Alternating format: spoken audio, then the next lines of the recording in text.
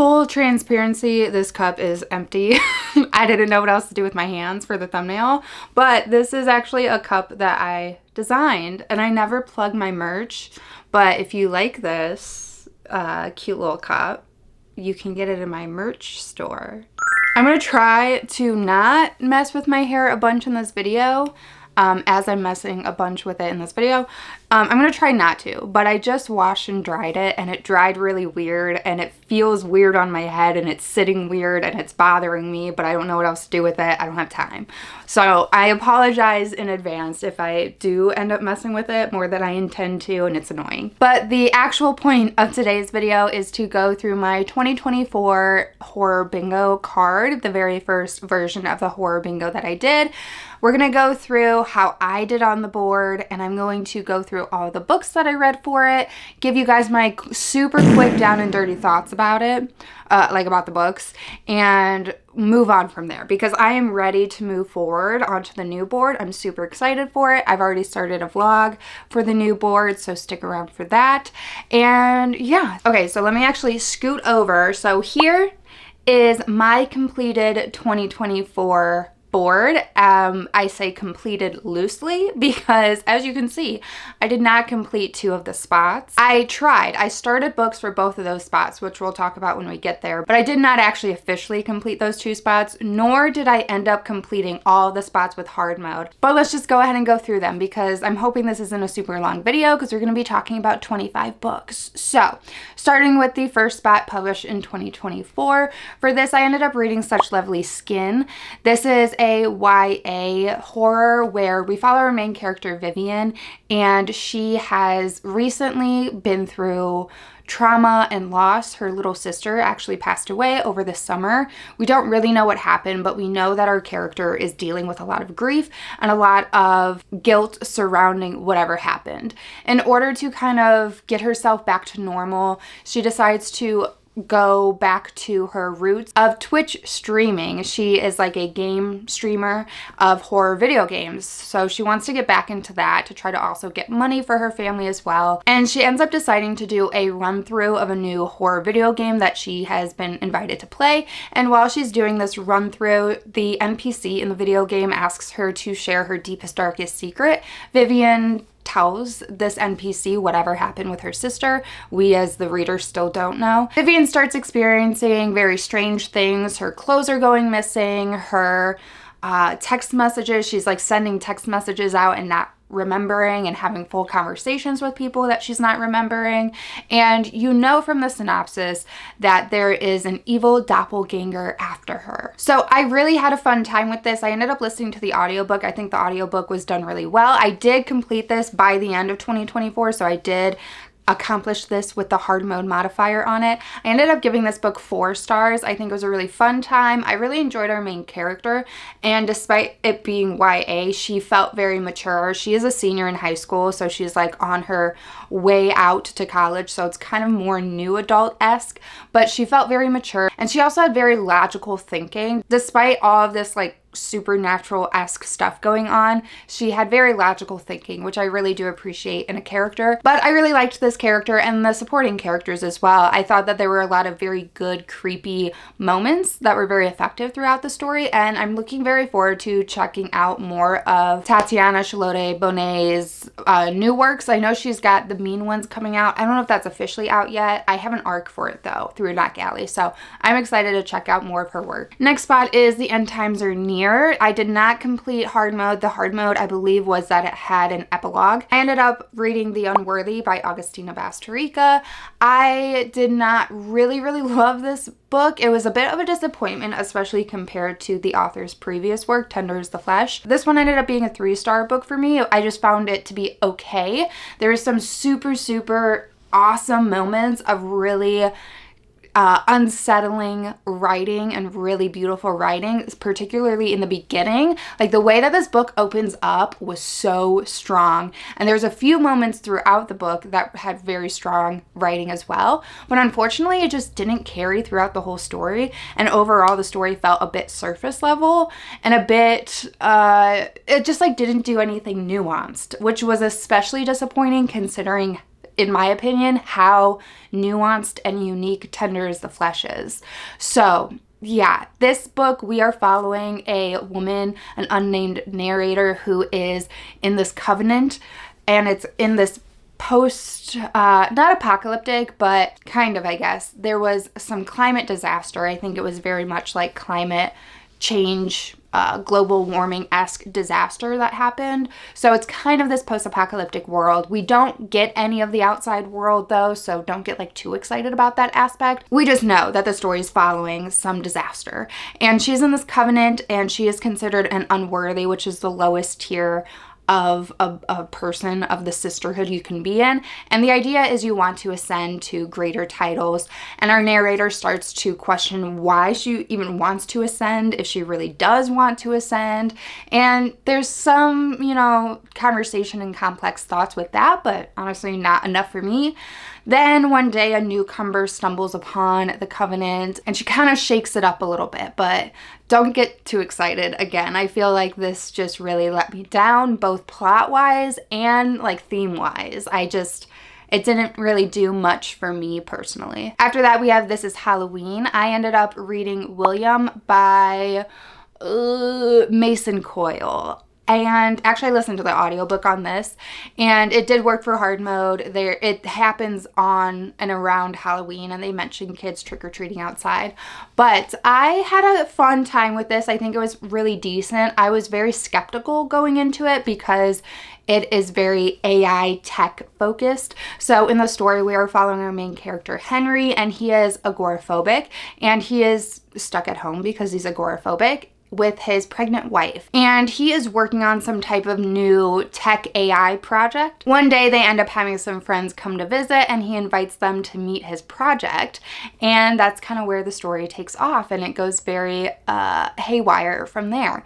So I had fun with this, and I did enjoy it more than I thought I would. The beginning of the story felt very uncanny. It was very unsettling. You knew as the reader or listener that there was way more going on that you weren't really being told yet. So it had a really effective, uncanny feel to it, particularly in the beginning. Things just felt off, and you wanted to keep reading to figure out what fully was going on, and I really enjoyed the beginning of the story. That said, it does turn into a situation where people are dying, and the dying and like killing scenes ended up being very lackluster to me. It ended up having a lot of fade to black feeling moments where there would be a lot of buildup to somebody potentially dying, but then the moment would happen, it would kind of like come and go very fast. Honestly, it could have been easy to miss the fact that certain characters ended up dying, because that's just how quickly the climax of that moment ended up going by. So I just wanted a little bit more from those moments, but I did overall have a fun time. I thought it was very entertaining.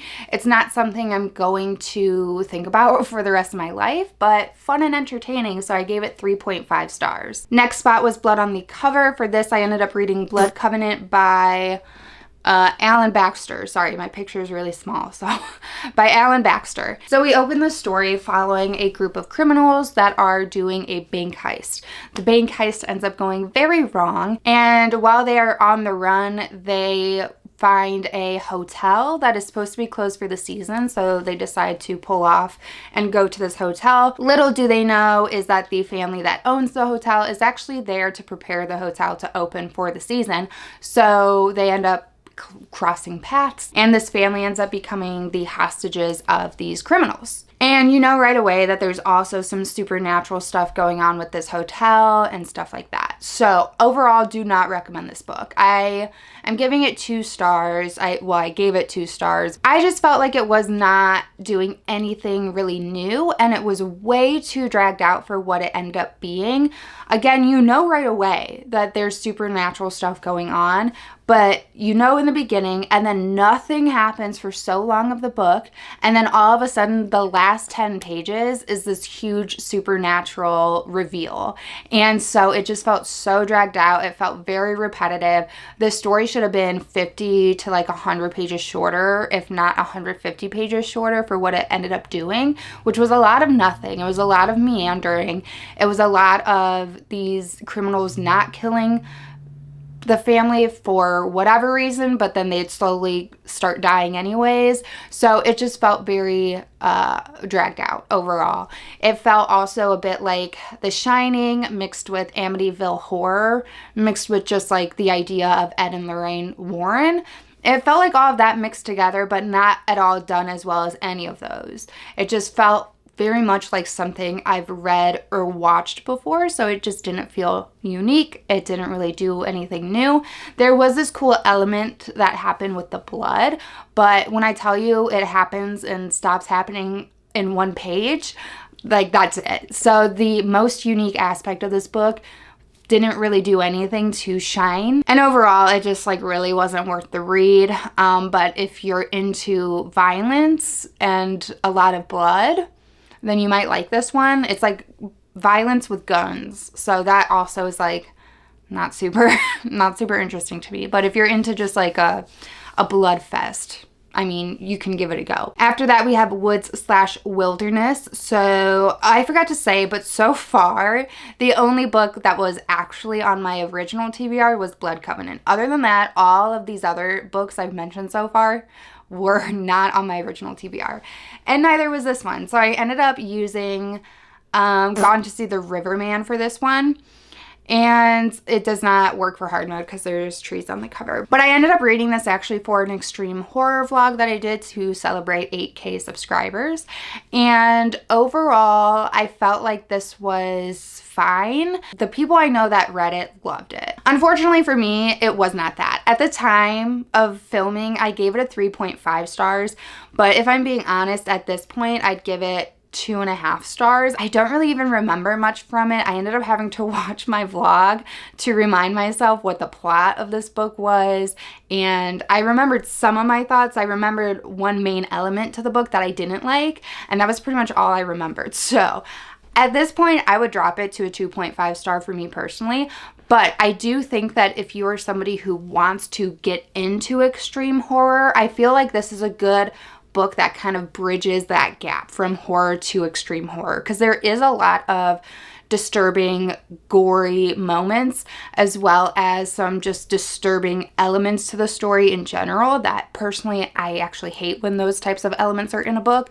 So it didn't work for me. But if you want something that's gory and disturbing, this is a good bridge to extreme horror, I guess, is what I'm trying to say. But in the story, we're following our main character, Lori, and she is actually the caretaker of her older sister, who is disabled.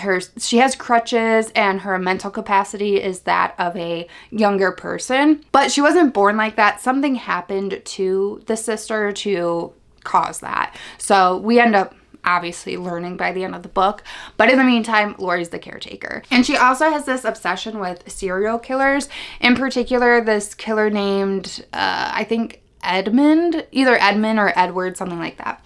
And she becomes prison pen pals with him, and he asks her to go to this shack to get a key from a chest and then bring the key to the Riverman. So the story is Lori bringing her sister with her to go find this key to bring it to the Riverman. And that's the setup of the story. There is a lot of, well, I don't know if a lot, but Edmund, the character, is in prison because he like murdered and brutalized a bunch of women. I don't remember, if I'm being honest, how much description there is of their brutality towards women. So yeah, sorry, I don't remember that part, but just know that, I guess. So the reason I think that this is a good one to bridge the gap between horror and extreme horror is while there is all these extreme elements in terms of disturbing elements and descriptions of gore and decay and stuff like that, it also balances it very well with plot and characters, so the whole book is not that, and it is, you're kind of also slowly trying to unravel the mystery of what happened to the sister, and there's some other stuff going on as well. But yeah, overall, it was well written and a decent premise. The premise to me isn't all that exciting, but it has like a decent premise, and yeah, it was okay. It was, at this point, pretty forgettable for me, but it serves a purpose for certain people. Okay, next spot is honoring the classics, and hard mode was to make it like a true classic. I did not do that. I ended up just reading A Dowry of Blood. So this is kind of a retelling, reimagining a little bit of Dracula. Pretty much the story is set up where we are following his first wife, and it is written as she is writing him letters to explain the trauma and the abuse that he put her through and her thoughts and feelings about it along the way. And yeah, it doesn't necessarily ever say Dracula, but we know it's Dracula through context clues. So unfortunately for me, this was also super disappointing. A lot of people love this, and I understand why. But for me, I could not connect with it. The way that it's formatted, I feel like made me not be able to connect with many of the characters except the narrator, because everybody's filtered through her lens. And it just felt very, I hate to call a book boring because I think it's a really lazy word to use for a lot of books. And I find that people tend to say a book is boring when it's just not super plot and action driven and it's more of a character study or something like that. So I hate to use the word boring, but this was boring to me because not only was the plot not interesting or not descriptive or not immersive in any way, but I also didn't find the character work to be very complex. I also didn't find the writing to be very good. I know that's a big thing that people say, that they love the writing in this story, but to me, the writing felt like a Tumblr post. The writing felt super disingenuous. It felt like it wanted to have a bunch of highlighted lines. And I could go through the book and pick out some very, very beautifully written single lines, but it just didn't match the tone of the whole story. And so those nice, good lines felt forced. You know what I'm saying? It felt like it just wanted to have a lot of quotable moments. So it felt a bit superficial to me in that way. And yeah, but I didn't hate it, but I also expected this to be a 5 stars, so it felt that much more disappointing to me. I ended up giving it 3 stars. I think it was fine, and I understand why people love it, but I feel like for me, I've read a lot more literary horror and literary works of very different, unique approaches to writing. But I think that if you aren't somebody who reads a lot of literary horror and you want a horror vampire book with really approachable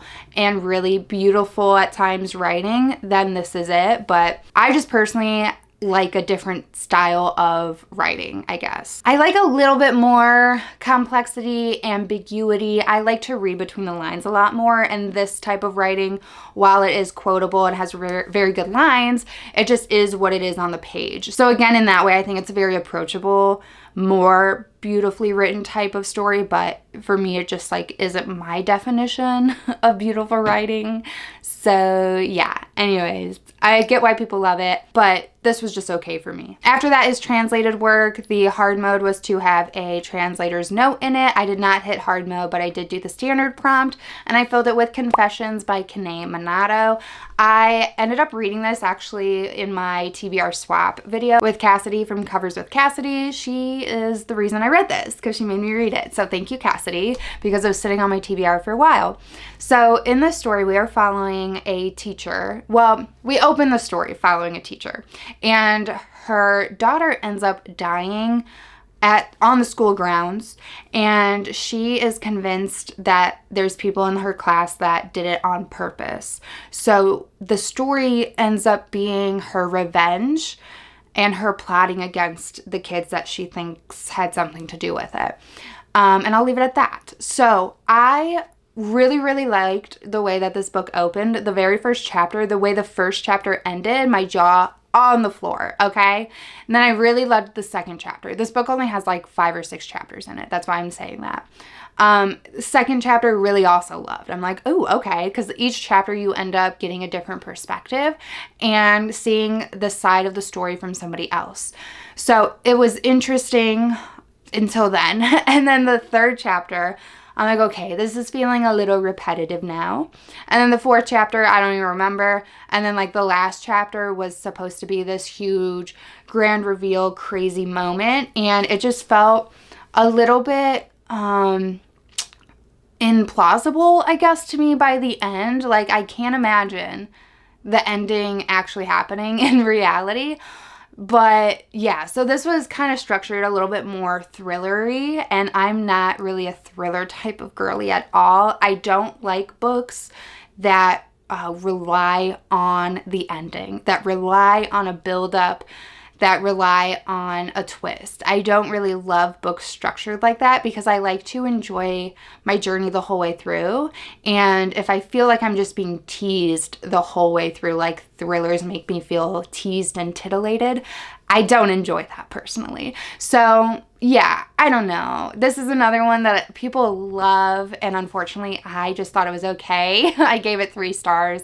Again, really strong opening, but as it went, I felt myself caring less and less. And by the end, I was pretty tapped out. So yeah, it was okay. After that is cover pick. So again, did not read my original book. And instead I ended up reading Shy Girl by Mia Ballard. I have a cover pick vlog actually of me reading this. I talked about this book a few times on my channel, so we'll keep this super brief. In this book, we follow our main character Gia, and she is at a crossroads in her life where she felt like she would have accomplished more, and she doesn't really know what to do next, but she's behind on rent, she's behind on bills. She also has somewhat of a traumatic past that she's also kind of trying to deal with. So she ends up turning to a sugar daddy website, and she meets a guy on there who ends up proposing the idea of paying her to pretend to be his dog. And the book becomes pretty extreme from there. So I had a fun time with this. I think I ended up giving it 5 stars, but it's a little bit more of a 4.5 star just because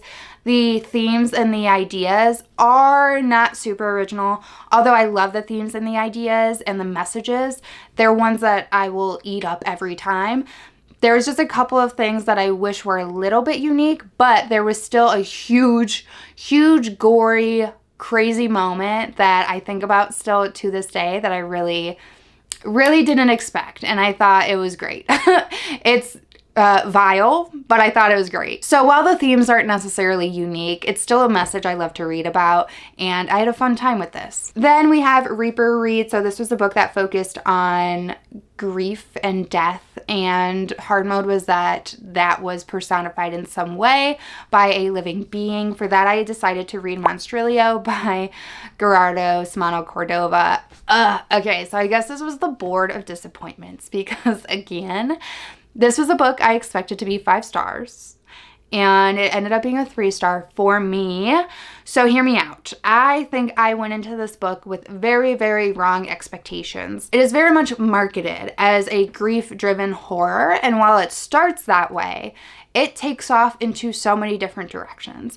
So the book starts with one of our main characters, and because this is another book that only has like 4 chapters, and each chapter follows a different character.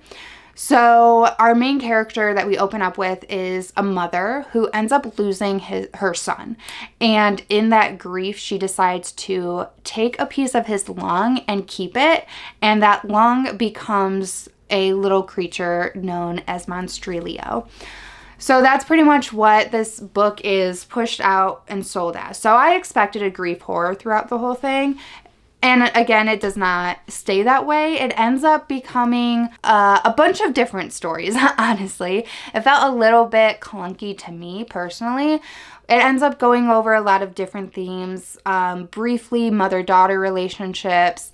It goes into self-identity, self-acceptance, which I did really like how those themes tied in those particular moments of the story. And this book is also very queer, but I think that it just did too much for me. So while I liked certain aspects of this book, there were a lot of other aspects that I could have just done without because I didn't feel like it went deep enough into any of the aspects that I liked because it ended up being so much more than I thought it would be. I also don't find this to be horror, which is another thing I kind of hate when people say because horror is obviously super subjective. But I think that the reason this gets marketed as horror is because there is a moment at the end that gets pretty violent and a little bit gory. But to me, this is much more of a magical realism literary fiction with like a dash of folk stuff going on. So I really don't find this to be horror. Kind of at all, except the fact that death is within the story. And yeah, there's like a violent moment, but that was it. So this is another one where I loved the beginning and then I loved the end, but I really did not like much of the middle. So it was a pretty mixed bag, mixed experience for me. After that, we have title has a spooky word. Hard mode was that it was supposed to have 2 or more spooky words. Did not hit hard mode. Ended up filling out this spot with Victorian psycho. Psycho being the scary word or the spooky word. So again, I've talked about this before. We'll keep it brief. We follow a woman who is a governess in the 1800s, and she's a psycho, as you would expect from the title.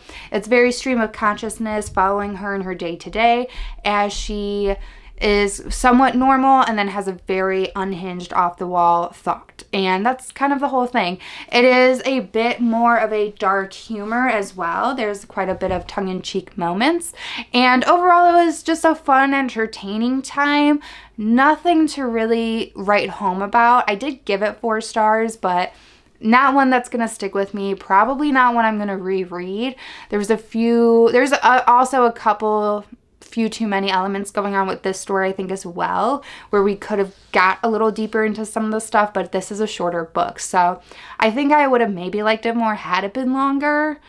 But yeah, I mean, it was fun for what it was. And that's kind of all I can say on it. So I gave it 4 stars. Next is Dead Man Walking. So this is a story that deals with either zombies or just reanimated corpses in some way. For hard mode, it's supposed to be part of a series. So I actually did hit hard mode on this because I ended up reading Parasite by Myra Grant. Again, not the planned book, but here we go. So this is a bit more, honestly, probably like sci-fi. It's a bit more sci-fi medical stuff, not super horrific other than this idea of kind of zombies, but it's quite a bit different. It's not your typical zombie at all. But in the story, we're following our main character, and they are one of the early recipients of this huge medical breakthrough, and I forget what it's called, but pretty much it's a parasite that people get injected into their intestines, and this parasite takes care of any and all medical ailments. It pretty much erases chronic diseases. If you're somebody who takes medication, the parasite itself will administer the medication to you. So this huge medical marvel. And our main character is somebody who received it very early on, and they end up getting in a very, very horrific, should have been fatal accident, but they don't die. So they end up becoming a special interest to the company, and they end up doing a lot of testing on them and reports on them because they believe that the only reason our main character ended up surviving was because of this parasite. Our character ends up being the witness to, she's a bit of a passive character if I'm being honest, but she ends up being witness to some people that start acting strange who seemingly also had the parasite. So then it becomes what's going on with the parasite, what's it changing in people, what's happening. But there's a lot of other stuff going on with the story as well. It's very character driven, where she is trying to figure out her new life post accident because she's trying to re-explore relationships. She doesn't remember anything from her past life, so even her relationship with her parents and her sister are very different. She's pretty much a whole new person. So we kind of see that storyline unfold. And yeah, there's a lot of other stuff going on with the story, but it is overall pretty character focused and character driven. But I had a fun time with it. I really enjoyed it. I liked the main character. Again, she is kind of passive and self-admittedly pretty boring. She just ends up being the center of all of this crazy stuff going on. And then there's also like corruption with this medical field and corruption with these companies and a bunch of other stuff to figure out. This is the start of a trilogy, and I'm looking forward to reading the rest of it. I don't own any of the other ones at the moment, but maybe one day I'll buy them and start reading them again. But I did enjoy this, and I gave it 4 stars. Oh boy, this is the board of unpopular opinions. because the next one is genre bending, and the hard mode was for one of these genres to be one that you don't typically read. So I did hit hard mode because We Used to Live Here by Marcus Kluwer, because as I actually previously said, I don't really like thriller, and to me this is much more of a thriller horror book as well. So I mean, if you don't know what this book is, you might have just entered book 2, because everyone and their mother has been talking about this since it came out. So in the story, we follow this gay couple who buys a house that they plan to flip. While one of the women is alone at the house, she ends up getting a visitor, and it's this whole family, and the guy is like, hey, I used to live here. Do you mind if I show my kids? We're just in town for a little bit, and blah, blah, blah, blah, blah.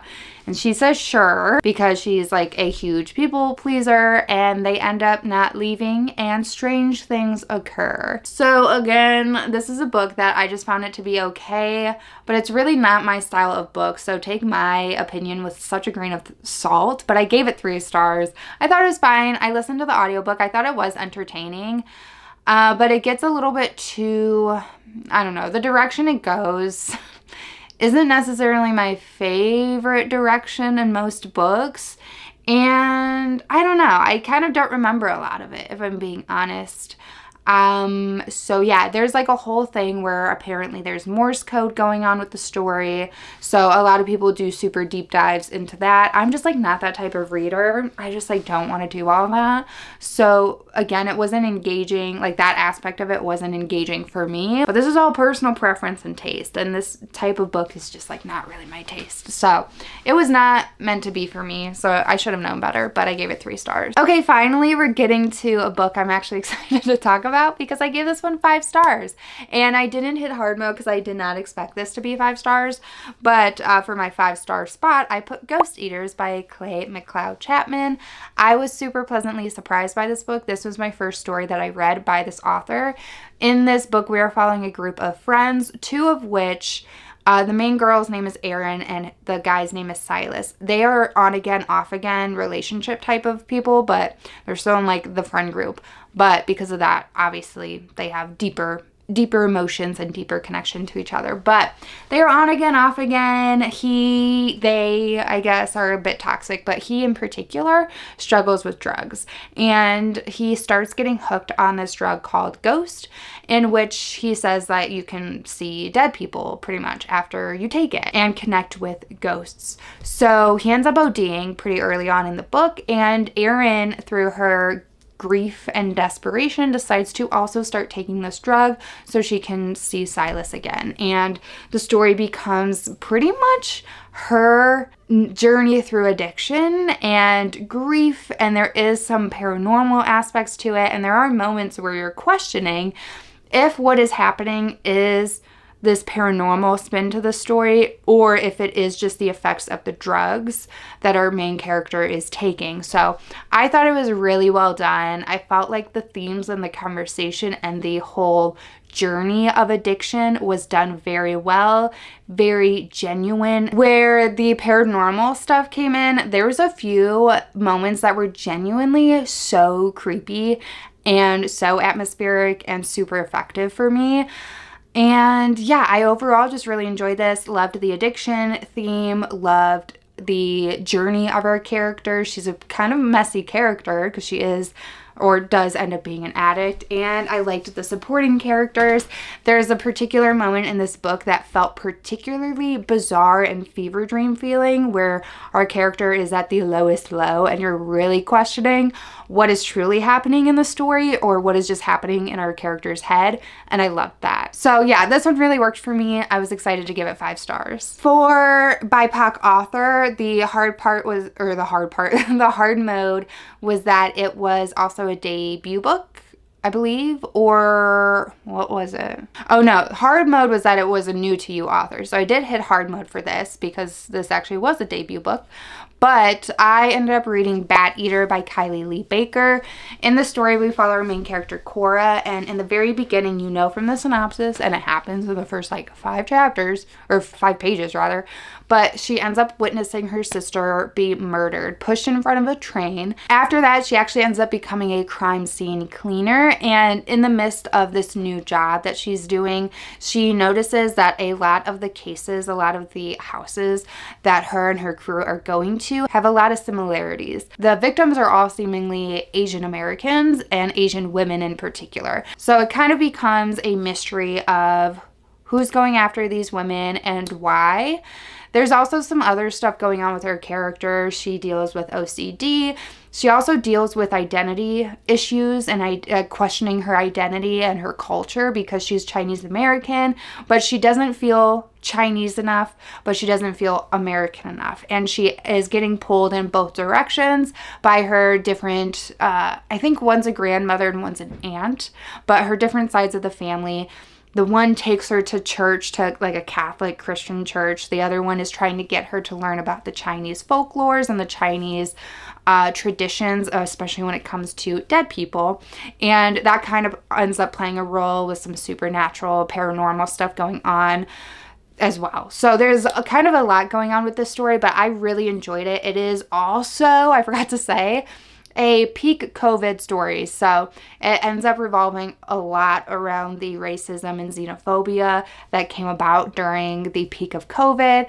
And yeah, despite it being a pandemic book, which is usually a huge turnoff for me, this is the one and only type of pandemic book you should be reading because it just has a very heartbreaking perspective on the situation while also still having a very interesting story and mystery and paranormal stuff going on as well. I did end up giving this 4.5 stars because I did feel like the wrap up of the mystery was a bit fast. I don't know. I feel like the mystery, like the crime mystery part of it wasn't super interesting as much to me.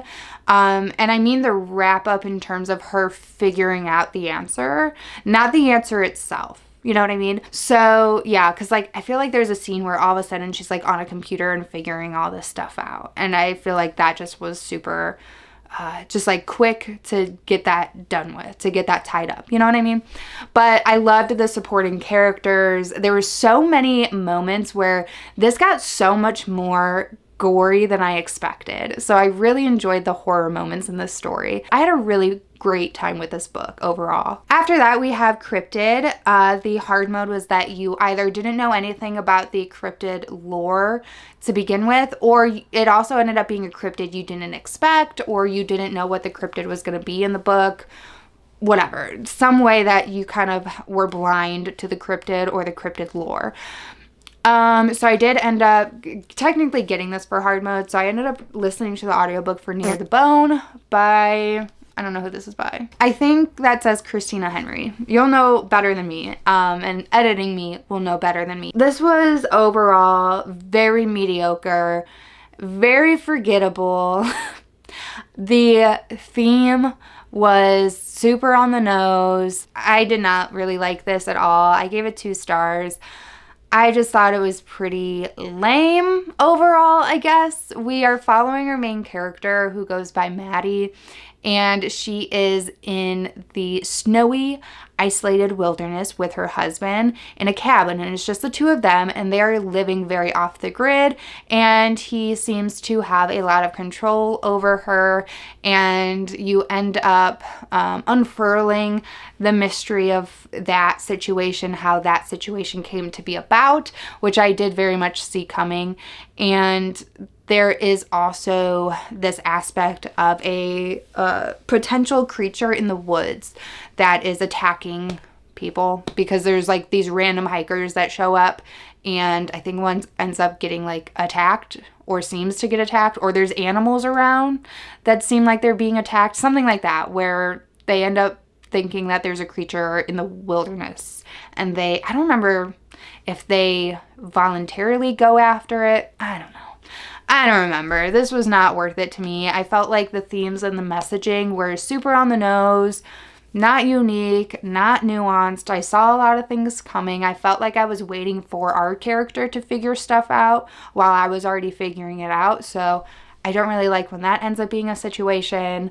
And yeah, I personally don't recommend it, but if you want a winter story, there you go. Next is title has a number. Hard mode was that it had either two numbers or a number and a quantifying word of some sort, like measure, midnight, some type of, quantitative-esque word.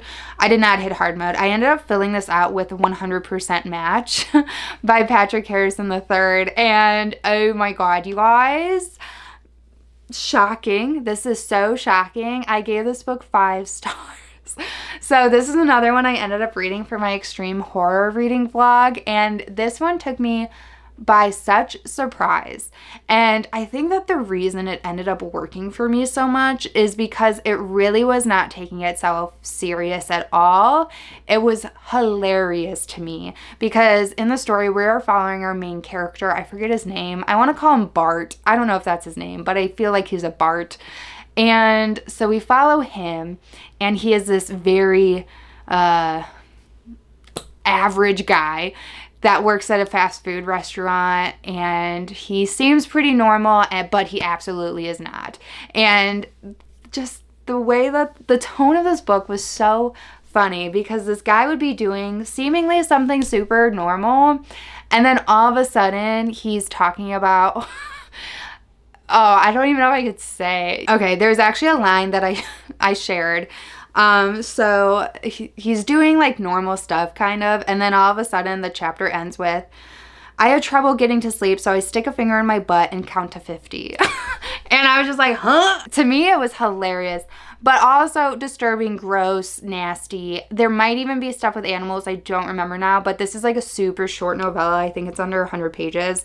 But if you want to read potentially extreme horror, I found this one to be funny. So like it wasn't just traumatizing. I at least got to laugh along the way, but it's a doozy. It has probably the lowest average rating of stars on this whole list, but I thought it was funny for what it is, and I gave it 5 stars. So there's that. Then the next prompt was Satanic Panic. So that was anything that was kind of like occult driven story. And then hard mode was that there was a talisman or some type of physical thing used. So like a talisman, I don't know, a Ouija board, that kind of thing. So this one did technically hit hard mode. And I read Last Days by Adam Neville, but I don't recommend this book. So I originally gave it 3 stars, but looking back on it, it's probably more of a 2 star. This was so long, and then the ending was so goofy to me. So in this book, our main character is a small documentary filmmaker, and his crew is just him and 2 other guys. The one's like the editor, and he doesn't even like go out, but then it's just him and then this other guy. I'm sorry, I forget everybody's names. It doesn't really matter. It doesn't make a difference. But they end up getting hired by this guy to make a documentary on this cult that went eventually by the title of Last Days, the Cult of the Last Days, something like that. I don't remember, and it's not worth looking into because this book was not very good, in my opinion. It was just so freaking dragged out. It sucks because there were some moments that were so genuinely creepy and effective, but then it would end up being so diluted down by nonsense. I think our characters got on a plane at least 5 times. I'm like, what are we doing? A worldwide tour? They were going everywhere, talking to everybody about the same damn thing too. So the idea of their documentary was to interview a bunch of people that either were in this cult or had some type of run-in with this cult. So they were also like a sheriff and stuff like that too. And yeah, so we end up kind of rehashing a lot of the same stuff about the cult, just like the cult started here and then they were doing these things, and then the cult was here and then they did these things and blah blah blah blah blah. And it was just like the cult stuff itself was not was not as cool or interesting as I would have expected. There is some paranormal stuff that our main characters go through that I thought was cool, but it was just so lost in the way too much text of the other stuff that wasn't, it didn't feel like it was adding too much more to the story to me. So yeah, and then there's this whole build up. The ending was like a video game. The ending was so bizarre to me. I hated the ending. I thought it was so weird. And yeah, I don't know. It wasn't like horrible. Again, I originally gave it 3 stars. I also do kind of forget a lot despite how big this book is. This is also a thick book. That's also why it's like lower stars for me, because it's so thick and I wasted so much time. After that, we have book club pick. So I ended up putting This Is Where We Talk Things Out by Caitlin Marcoux in the spot. I did have a Patreon and we had a book club and we read this for it. And this is a shorter book. It's a novella. And we follow our character who has a very complicated relationship with her mother. And they end up going to this cabin that her mom has purchased. And they want to do like a weekend getaway there to catch up and potentially get their relationship in a good spot. And yeah, that's it. So again, unfortunately, this was just okay to me. This was just okay. I gave it 3 stars. I definitely saw where it was going. Otherwise, it was fine. I don't know. I'm sorry, guys. I don't have much to say about this one. It was so short. I don't want to say too much anyway, but it was okay. If you want a shorty patorty, give it a go. Okay, I'm going to try to speed it up a little bit because I feel like I'm taking forever and the sun is setting. So next is Pink Horror. So this is a horror book that centers around like feminist themes. And the hard mode was that it was a debut book. I did hit hard mode technically on this one, and I filled it in with The Eyes Are the Best Part by Monica Kim. Again, another book I've talked about a lot on this channel. We follow our main character, Ji-won, and she is the eldest daughter. It's her younger sister, her and her mom, and her dad. But in the beginning of the book, her dad ends up leaving their family, and it's very traumatic and very devastating to her mother, who ends up very much breaking down, becoming a shell of a person who she was. So Ji-won ends up having to step up and kind of mother her mother as well as her younger sister. But one day her mom gets a new boyfriend, and he is this white man who very much fetishizes Asian women, and he is overall disgusting and gross. And after her mother convinces Ji-won to eat the eyes of a fish for good luck, she ends up becoming obsessed with this idea of consuming eyes, and in particular blue eyes that seem to look a lot like her mother's boyfriend's eyes. And it becomes this descent into madness for our character Ji-won. I actually read this book 2 times. The reread was what ended up making it on the board. Both times I gave it a 4.5 stars. I really enjoyed the story. I loved the dreamy fever dream stuff going on with eyeballs that she was imagining, the imagery of the eyeballs and stuff like that, and the body horror in this book I found to be very well done. Almost too well done at times, but very well done. I know a lot of people do say that the beginning was pretty slow for them. I didn't mind the slow build-up. What I did mind, though, was the extremely fast, quick end. So both times I read this, I felt like there was a pacing problem, but actually not in the beginning, more so in the end for me. And there was a couple of things in the book that was a little bit too convenient, and I wanted a little bit more tie-up with Ji-won. There's a relationship that is explored between her and this other girl in college, and I wanted that to have a little bit more going for it, you know? So there's just a couple of small things, so I ended up giving it 4.5 stars, but overall I do really enjoy the story and I had a great time. After that, we have multiple POV. For hard mode, it was supposed to also have multiple timelines, and this one did hit hard mode, and I ended up using Through the Midnight Door by Katrina Monroe. That said, I do not recommend this book. I thought this was the most mediocre book I've ever read. Mediocre plot, mediocre writing, mediocre themes. So in this book, we are following 3 sisters, and when they are young, they go into this house, this abandoned house, and they each go into a different room, and each of them gets locked in that room. And They don't remember what happens in that room, but they seem to carry a lot of baggage with them regarding it. But they have no memory of any of it. Later on, once they're adults, one of these sisters ends up taking her own life. So the other two sisters decide to try to figure out what happened. And there's a mystery of them trying to figure out what happened to her sister. And then we also get the timeline of the sister that took her own life. We get the timeline of her building up to that and such. And there's a couple of little mysteries going on along the way. And yeah, I didn't like this. I thought it was just very bland, very white rice and chicken dinner. You know what I mean? So don't really recommend it. I don't even remember the themes, but I know that they are very overdone themes and the story just didn't do anything new with it. So yeah, forgettable, mediocre.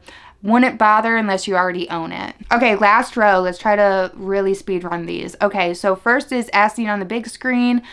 Hard mode. So it's a book that either has a movie or show adaptation. Hard mode is that you have not seen said show or movie adaptation. This book I actually had planned for a different spot, but I ended up using it here because there is a movie that I didn't know about. And that is Dark Harvest by Norman Partridge. In this story, we are in this town that has this strange Halloween tradition for the boys of the town to try to become the October Boy. And I think I'm just going to leave it at that because I don't really remember what all is said in the synopsis and I don't want to give anything away. So we're just going to leave it at that. I thought it was fine. I thought it was fine. It was a interesting enough listen because I did listen to the audiobook, but the formatting was so different for me. It had a lot of moments of second person where the narrator was very much telling you a story, which sounds silly, but it felt like that. And they would be like, oh, but I don't have to explain this to you because you already know. And I didn't like that. I was annoyed by that because I was like, what is the point in listening to the story if the author is not going to tell me what I need to know? I don't know. I thought it was fine. It was entertaining enough. I gave it 3 stars, but it's nice and seasonal. After that is Out of Your Comfort Zone. So this is a horror book with a subgenre out of your comfort zone. Hard mode is that it's from an author you've read from before.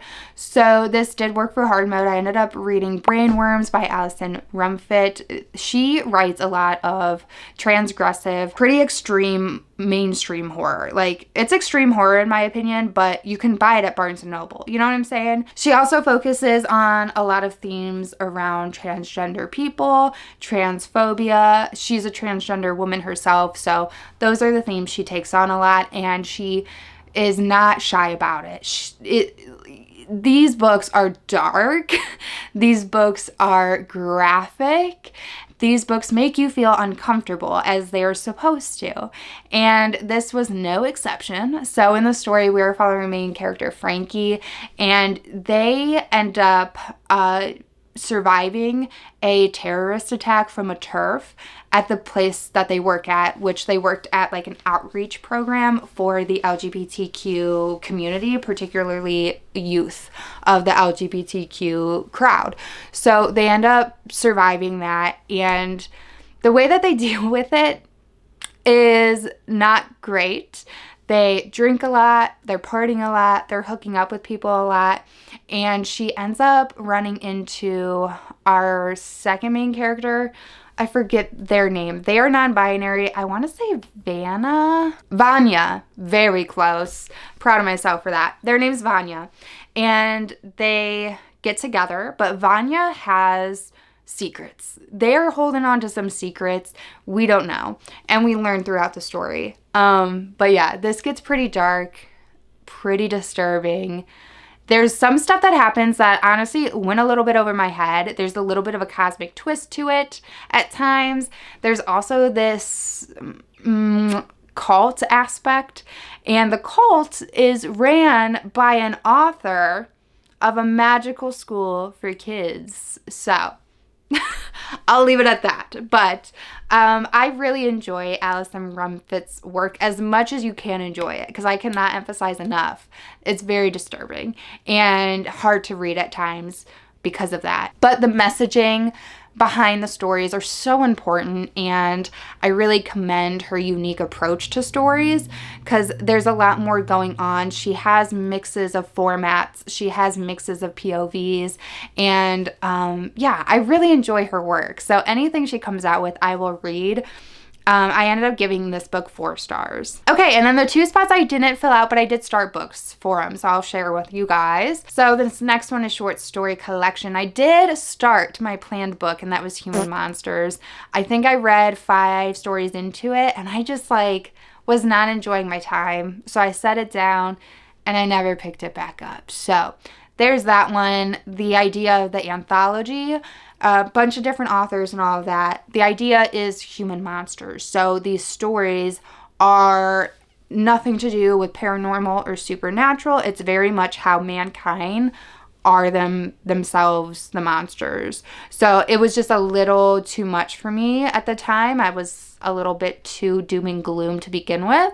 So I just didn't feel like reading it and never picked it up. So after that, we have TBR Vet. I did start my planned book for this. I did plan to read It by Stephen King, because I've had a copy of this book forever, for at least a decade. I've never read it because I'm so intimidated by it.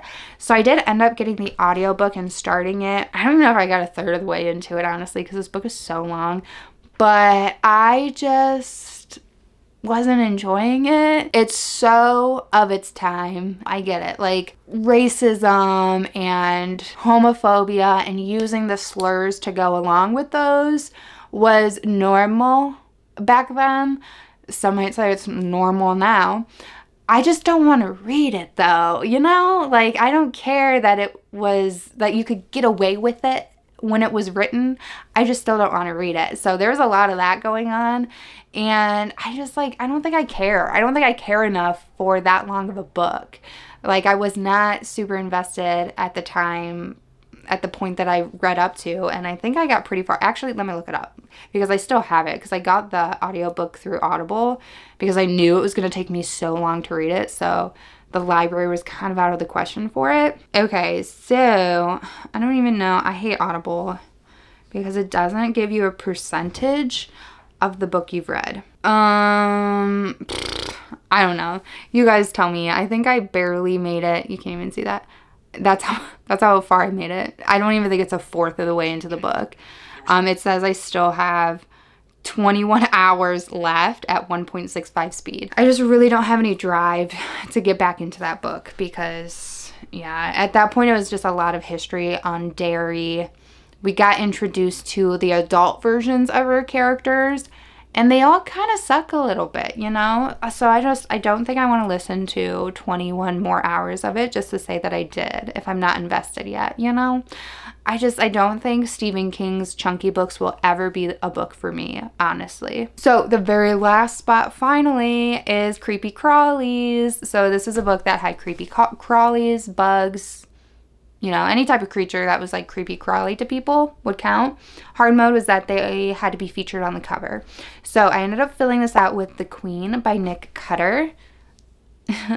Again, this is another 3-star book for me. So I've loved Nick Cutter in the past, and I've hated Nick Cutter in the past. And this was very middle of the road. This had a lot of interesting ideas and concepts in the book that I just wish were more of the book, and then didn't have so much of the concepts that I didn't like in the book. I feel like that's what everybody wants out of all books all the time anyways. So in the story, we're following our main character, Margaret, and her best friend has gone missing. And at the point of starting the story, I think she's already been missing 6 months or something like that, pretty much presumed dead at this point. But one day Margaret wakes up, goes and opens her front door, and there's an iPhone on the ground, and she's getting a call from her best friend that's supposed to be missing and or dead. So she picks it up, and it's text threads and stuff, and she ends up communicating with her friend this way. and doing the things that her friend is telling her to do and going the places her friend is telling her to go in order to figure out what actually ended up happening to her friend. So yeah, that's the setup of the story. This book, again, had some things I liked and some things I didn't.